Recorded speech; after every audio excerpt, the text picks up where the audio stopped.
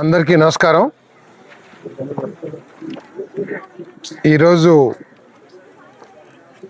ప్రత్యేకంగా మీ అందరితో మాట్లాడదలుచుకున్న కారణం ఏమిటంటే,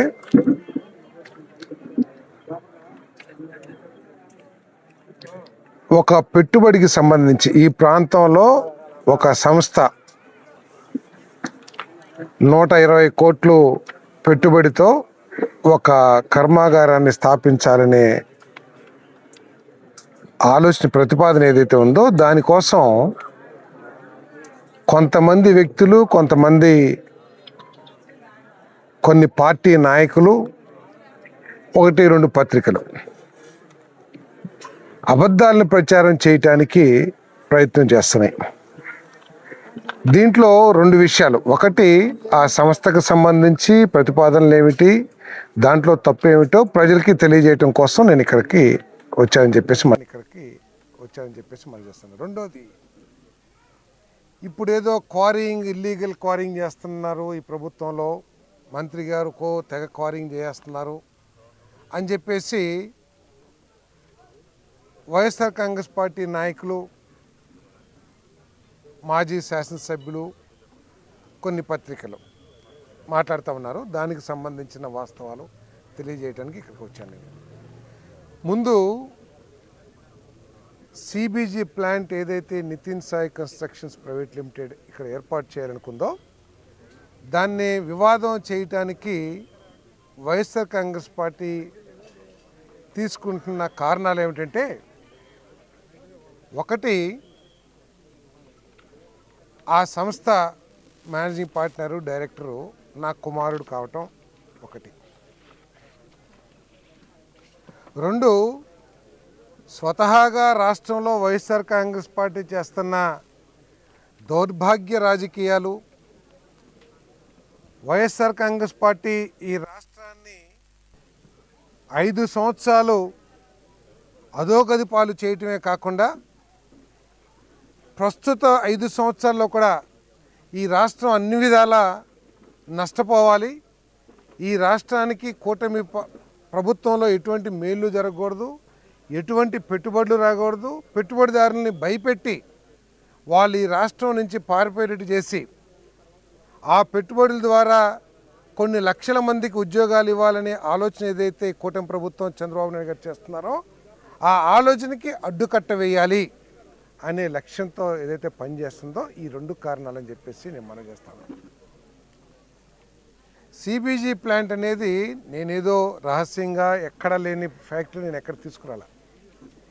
ఈరోజు కేంద్ర ప్రభుత్వం యొక్క విధానం కానివ్వండి, రాష్ట్ర ప్రభుత్వం యొక్క విధానం కానివ్వండి, గ్రీన్ ఎనర్జీ అంటే న్యాచురల్ రిసోర్సెస్ని వాడుకొని, సూర్యరశ్మి కానివ్వండి, లేకపోతే అగ్రికల్చర్ది కానివ్వండి, గ్రీన్ ఎనర్జీని వాడుకొని ఈ రాష్ట్రాన్ని అభివృద్ధి చేయాలని చెప్పేసి ముఖ్యమంత్రి గారు, అదేవిధంగా కేంద్ర ప్రభుత్వం కూడా అనేక నిర్ణయాలు తీసుకుంది. ఇప్పటి వరకు మనం ఆధారపడ్డ ఫ్యూయల్స్ ఏదైతే ఉన్నాయో, ఇంధనాలు, అవన్నీ కూడా శిలాజాల నుంచి, భూమి అంతర్భాగం నుంచి తోడి మనమంతా కూడా ఎక్కువగా పవర్ జనరేషన్ బొగ్గు కానివ్వండి, లేదు వెహికల్స్కి డీజిల్ పెట్రోల్ కానివ్వండి, లేదా కుకింగ్కి గ్యాస్ కానివ్వండి, ఇవన్నీ కూడా భూగర్భం నుంచి ఫాసిల్ ఫ్యూయల్స్ వాడుతూ ఉన్నాం. ఇప్పుడు జరుగుతున్న పరిణామాలు కానివ్వండి, జరుగుతున్న అభివృద్ధి కానివ్వండి, కేంద్ర ప్రభుత్వం, రాష్ట్ర ప్రభుత్వం గ్రీన్ ఎనర్జీ అంటే ఇటువంటి భూగర్భం వాటి నుంచి కాకుండా న్యాచురల్ సోర్సెస్, సూర్యరశ్మి కానివ్వండి, లేకపోతే అగ్రి ప్రోడక్ట్స్ ద్వారా కానివ్వండి, ఇటువంటి ద్వారా జనరేట్ చేసి ఈ ఎనర్జీని ప్రొడ్యూస్ చేయాలని చెప్పేసి ఒక పాలసీ తీసుకుని ఈ రాష్ట్ర ప్రభుత్వం ముందుకెళ్తా ఉంది.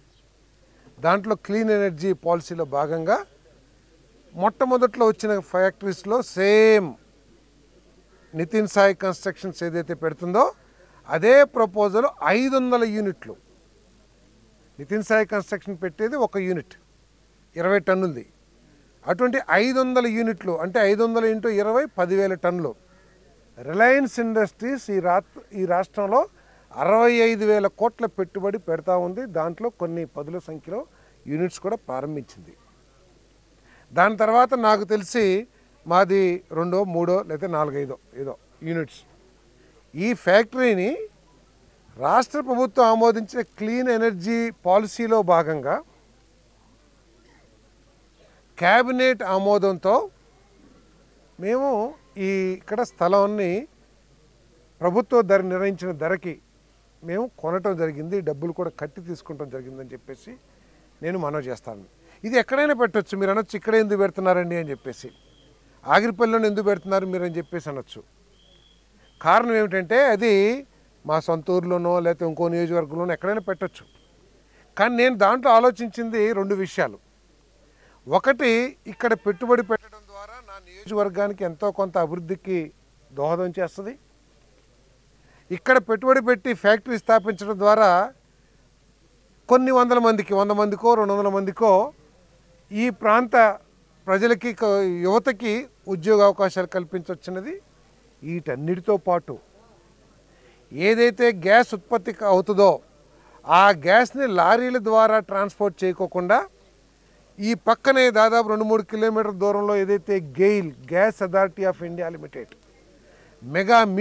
మెగా గ్యాస్ ఏదైతే పైప్ లైన్స్ వెళ్తున్నాయో, ఈ ఉత్పత్తి చేసిన గ్యాస్ని నేరుగా పైప్ లైన్ ద్వారా ఆ పైప్ లైన్కి కనెక్ట్ చేస్తానికి అవకాశం ఉంది.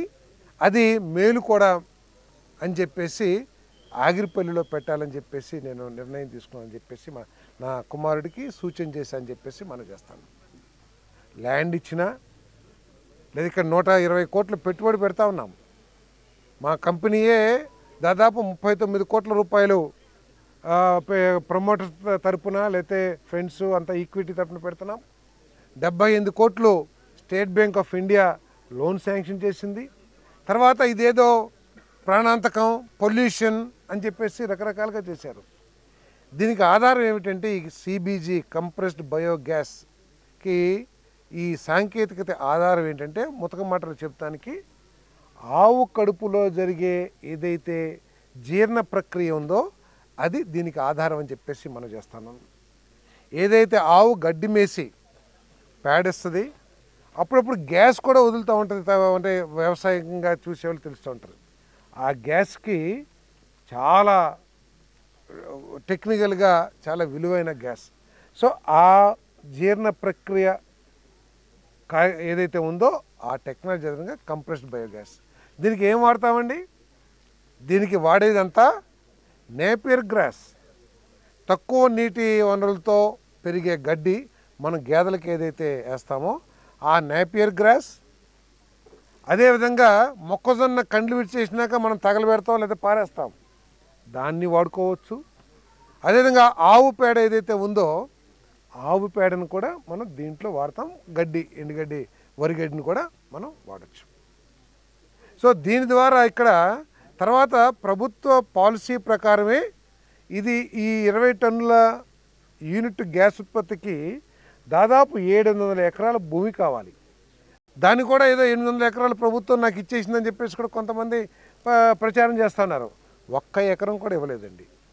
నేను రైతుల దగ్గర నుంచే సేకరించాలి, కౌలుకో లేకపోతే వారికి పంట మీరే పండించి మాకు ఇవ్వండి అని చెప్పేసి పండించాల్సిన అవసరం ఉంది. ఆ గ్యాస్ ద్వారా ఎటువంటి చెడు రసాయన గ్యాస్లు ఇక్కడ కూడా ఉత్పత్తి కావని చెప్పేసి నేను మనవి చేస్తాను.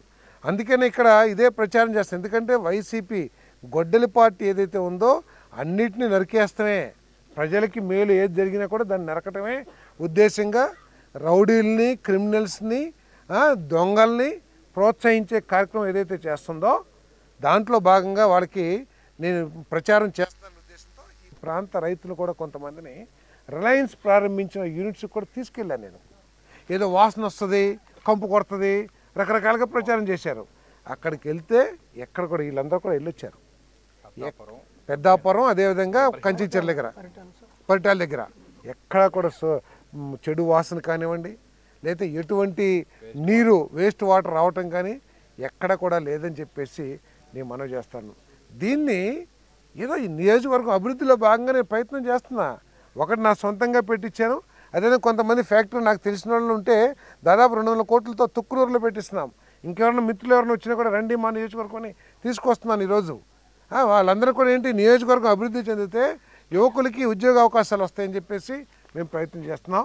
దయచేసి ఎవరికి దీనికోసం కొంతమందిని రెచ్చగొట్టి ఎంఆర్ ఆఫీస్ దగ్గరికి లేకపోతే కొంతమంది పత్రికా విలేకరుల దగ్గరికి పంపించి మా పట్టాలు ఉన్నాయి మాకు అంత అని చెప్పేసి, ఎక్కడ కూడా భూమి సర్వే చేసి మాకు అప్పచెప్పిన భూమినే మేము తీసుకోవడం జరిగిందని చెప్పేసి మనం చేస్తా ఉన్నాను. ఎవరికైనా పట్టాలుంటే ఇప్పటికైనా సరే మీరు పట్టాలు ఇంతకుముందు సబ్ డివిజన్ చేసి అక్కడ ఇచ్చారంటే కనుక ఆ భూమిని తిరిగి ఇప్పిస్తానికి నేను సంసిద్ధం అని చెప్పేసి కూడా మనం చేస్తా ఉన్నాను. రెవెన్యూ అధికారుల దగ్గరికి వెళ్ళండి, వాళ్ళు ఇంతకుముందు ఎప్పుడన్నా ఈ కంపెనీకి అలాట్ చేసిన భూమిలో మీకు ఇచ్చిన అసైన్మెంట్ భూమి ఉందంటే తప్పకుండా దాన్ని విడగొట్టి ఇప్పించే కార్యక్రమం, కానీ భూమికి భూమి ప్రభుత్వాన్ని ఒప్పించి ఇప్పిస్తారు ఇక్కడ ప్రయత్నం చేస్తా అని చెప్పేసి కూడా నేను మనవి చేస్తా ఉన్నాను. వాళ్ళంతా కూడా ఇంకా కొంతమంది సరే దారి తగాదాలు ఇవన్నీ కూడా రాజకీయాలు ఉంటాయి, ఒక దారి కోసం ఏర్పాటు చేశారు. మన రైతుల సహకారంతో రైతుల ఒప్పుదలతో ఒక దారి ఏర్పాటు చేస్తానికి ప్రయత్నం చేశాం. ఆ దారిలో ఒక చర్చి ఉంది అక్కడ. ఆ చర్చి ఏమన్నా వారి ఎవరైతే పాస్టర్ గారు ఉంటారో దైవ బిడ్డలు ఎవరు ఉంటారో వారిని అడిగాం, మీకు ఏదైనా ఇక్కడి నుంచి తీసి ఇంకో చోట ఇంకా పెద్ద స్థలంలో కట్టించి ఇస్తే మీకు అభ్యంతరం లేకపోతే మేము కట్టించి ఇస్తాను. వారు ముందు ఒప్పుకుని తర్వాత వద్దులే విశ్వాసులందరూ కూడా ఎందుకు ఇక్కడే అట్టు పెట్టండి అని చెప్పేసి చెప్పారని చెప్పేసి వద్దన్నారు. తప్పకుండా మీకు అభ్యంతరం అయితే వద్దని చెప్పాము. పక్కన పొలాన్ని నిర్మించుకుని మేము దారి చేస్తానికి చేశాము. వాగు ఉంది, వాగుని ఏమి మేము అక్కడ కట్టడాలు పిల్లర్లు వేసేసి కట్టడాలు ఏం కడతలా, దాన్ని కొద్దిగా గట్టిపరిచాం. గట్టిపరిచి ఒకవేళ రేపు వరద వచ్చినా కూడా దాంట్లోంచి వెళ్ళిపోతుంది, ఎక్కడ కూడా వరద అడ్డంకి ఎక్కడ చేయలే. తర్వాత దాన్ని వెడల్పు చేసాం వరదని, మన వరద కాలంని ఒక పక్కన రైతు భూమిని కొనుక్కుని కొంత భాగం చేశాము. దానికి పాస్టర్ని బెదిరించి చర్చిల్ని బెదిరించి చర్చిల్ని తీపిచ్చేస్తున్నారు, లేకపోతే వాగుల్ని ఆక్రమించేస్తున్నారు అని. ఎందుకు ఆ దుగ్ధ ఏంటి, ఆ కడుపు మంట ఏంటి? కడుపు మంట ఉంటే మన ఆరోగ్యం చెడిపోయి తప్పితే ఏదంటే నేరుగా తెలుసుకోవచ్చు. కాబట్టి ఎక్కడ కూడా ఎవరికి కూడా నేను అన్ని విధాలు కూడా జాగ్రత్త వహిస్తాను కూడా నేను మనవి చేస్తూ ఉన్నాను. ఎక్కడ కూడా ఎవరికి నష్టం జరగకుండా ఇంకా ఆ ఫ్యాక్టరీ రావటం ద్వారా సిఎస్ఆర్ ఫండ్స్ ద్వారా ఈ తోటపల్లి కానివ్వండి, చిన్నాగిరిపల్లి కానివ్వండి, లేకపోతే ఇంకెక్కడ పక్కన ఎంతో కొంత కొన్ని లక్షల రూపాయలు ఏదైతే నితిన్ కృష్ణ ఉన్నాడో ఆ డైరెక్టర్, కంపెనీ డైరెక్టరు P4 కింద ఆగిరిపల్లిలో అమ్మవారి గుడి తీసుకుని అమ్మవారి గుడిలో 10-20 కుటుంబాలని దత్తత తీసుకుని వాళ్ళకి గేదెలు, వాళ్ళకి తోపుడు బళ్ళు, వాళ్ళకి మిషన్స్ కూడా, కుట్టు మిషన్లు కూడా ఇవ్వడం జరిగింది. సో రేపు ఈ ఫ్యాక్టరీ రావడం ద్వారా ఆ కంపెనీ నుంచి కొంత అభివృద్ధి చేయడానికి కానీ ఏదో ఒక చిన్న రోడ్డో లేకపోతే ఏదైనా కరెంట్ లైట్లో చేసుకుంటానికి కూడా అవకాశం ఉంటుంది. కాబట్టి దీని మీద మీ అభిప్రాయం ఏంటో స్పష్టంగా మీరు వస్తే నేరుగా అందరి ముందు చర్చించడానికి కూడా నేను సిద్ధమని చెప్పేసి మనం చేస్తాను. ఇకపోతే ఏదో క్వారీ కొడుతున్నారు అని చెప్పేసి అన్నారు. అది నేను ఎక్కడ కూడా నా లెటర్లో పలానా భూమి ఇమ్మని చెప్పేసి నేను ఎక్కడ ఇవ్వాల. నేను ప్రభుత్వాన్ని కోరుకుంది ఏంటంటే నాకు సిబిజీ ప్లాంట్ పెడతానికి ఆగిరిపల్లి మండలం ఎందుకు కోరుకున్నాను, ఇక్కడ గెయిల్ మీల్ ఏదైతే ఆ సెంటర్ ఉంది వాళ్ళది, ఎక్కడైతే పైపు కనెక్ట్ చేస్తానికి ఉందో ఇక్కడ అవకాశం ఉంది కాబట్టి ఆగిరిపల్లిలో నేను ప్రభుత్వాన్ని కోరాను. ప్రభుత్వంలో ఎక్కడ కూడా ఒకటే చోట 20-30 ఎకరాల భూమి, 40 ఎకరాల భూమి, ప్రభుత్వ భూమి ఎక్కడా లేదు. కేవలం ఇది ఒకటే 2/1 ఏదైతే ఉందో దాంట్లో ఉందని అన్నారు. నేను నాకు కేటాయించే వరకు కూడా ఎప్పుడు నేను స్థల పరిశీలన కూడా నేను వెళ్ళలేదని చెప్పేసి కూడా ఈ సందర్భంగా తెలియజేస్తాను. మొట్టమొదటిసారి క్యాబినెట్లో ఆమోదం పొందిన తర్వాత ఏమిటి భూమి అని చెప్పేసి చెప్పినప్పుడు మొట్టమొదట నేను కొంత కలవరపాటు కూడా గురయ్యానని చెప్పేసి మనం చేస్తాను. ఎందుకంటే నా ఈ ముఖ్య లక్ష్యం అక్కడ ఫ్యాక్టరీ తీసుకురావాలి, ఇదంతా ఎట్లా చేయాలని చెప్పేసి ఆలోచన చేసాం. సరే జరిగిపోయింది. సో దాన్ని సదును చేసినప్పుడు వచ్చిన గ్రావెల్ ఏదైతే ఉందో దాన్ని చట్ట ప్రకారం EC, environment clearance, pollution control permission, అదేవిధంగా మైనింగ్ పర్మిషన్, మైనింగ్కి దాదాపు 60-70 లక్షల రూపాయలు ఫీజులు కట్టి అక్కడ ఆ క్వారీ ల్యాండ్ లెవెలింగ్ చేసుకోవడానికి ఆ గ్రావెల్ని బయటికి తరలిస్తున్నామని చెప్పేసి కూడా మనం చేస్తాను. మరి ఇక ఏదైతే వైఎస్ఆర్ కాంగ్రెస్ పార్టీకి ఆ నాయకులకి అలవాటుగా మారిపోయిందో బురద జల్లటం, లేకపోతే అబద్ధాలు చెప్పేసి ఏదో రాజకీయ లబ్ధి పొందటం ఏదైతే ఉందో, ఈరోజు చాలామందిని పంపిస్తూ ఉన్నారు. ఏంటి, మాకు అసైన్మెంట్ పట్టాలు ఉన్నాయి, అది మంత్రి గారు కాజేస్తున్నారనో లేకపోతే మంత్రి గారు ఆక్యుపై చేసుకున్నారని చెప్పేసి. ఇప్పటికైనా ఇందాక ఏదైతే చెప్పానో ఆ మాటకి కట్టుబడి ఉన్నాను కూడా నేను మనవి చేస్తాను. ఇప్పటికీ గత ప్రభుత్వంలో కానీ అప్పుడు 101 పట్టాదారులు 24 సెంట్లు అసైన్మెంట్ ఇచ్చిన పట్టాదారులు మాకు ఇక్కడ ఏం పండట్లేదు, మాకు అక్కర్లేదని చెప్పేసి దాన్ని పట్టాలు తిరిగి ఇవ్వటమో లేకపోతే దాన్ని క్వారింగ్కి ఇవ్వటమో జరిగిందని చెప్పేసి మనం చేస్తాను. ఇప్పుడు ఏదైతే పదే పదే మాజీ శాసనసభ్యులు వారు మాట్లాడుతున్నారో క్వారీ గురించి, గ్రావెల్ గురించి, నేను సభాముఖంగా వారికి తెలియజేస్తా ఉన్నాను. మీరు మేము కలిసి మొత్తం నియోజకవర్గం సర్వే చేద్దాం. ఏ ప్రభుత్వంలో ఇల్లీగల్గా క్వారింగ్ చేశారో మీకు ఇంకొకసారి లేకపోతే మాట్లాడతాం మానేసేయండి. అంతేకాని మైకులు ఎదురుగుండా ఉన్నాయి, నాకు ఇష్టం వచ్చినట్టు నాకు వాక్ స్వాతంత్రం ఉందని చెప్పేసి అబద్ధాలు మాట్లాడటానికి ప్రయత్నం చేయొద్దని చెప్పేసి మనం చేస్తాం. మరొక పెద్ద మనిషి అంటే ఇక్కడ దురదృష్టం ఏంటంటే వైకాపాలోకి వెళ్తే అటువంటి అబద్ధాలు, నేను రౌడీనని చెప్పుకోవాల్సిన దుస్థితి పెద్ద మనుషులకు కూడా కలిగిస్తుంది ఆ పార్టీ. రౌడీ అనకపోయినా, నేను క్రిమినల్ అనకపోయినా, లేకపోతే నేను చించేస్తాను పోటీ చేస్తానని అటువంటి మాటలు మాట్లాడకపోయినా ఆ పార్టీలో స్థానం ఉండదేమో అని చెప్పేసి ప్రజలందరూ కూడా అనుకుంటున్నారు.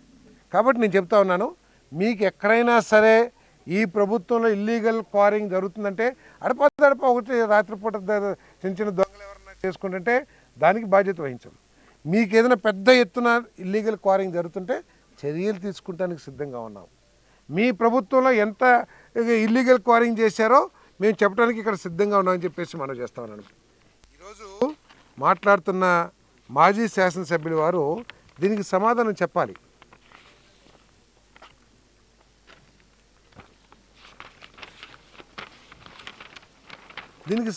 చెప్పాలి. వారి ప్రభుత్వంలోనే ఇల్లీగల్ క్వారింగ్ జరిగిందని ఒక దళిత సోదరుడికి 3 కోట్ల రూపాయలు పెనాల్టీ వేసింది ఆ ప్రభుత్వం.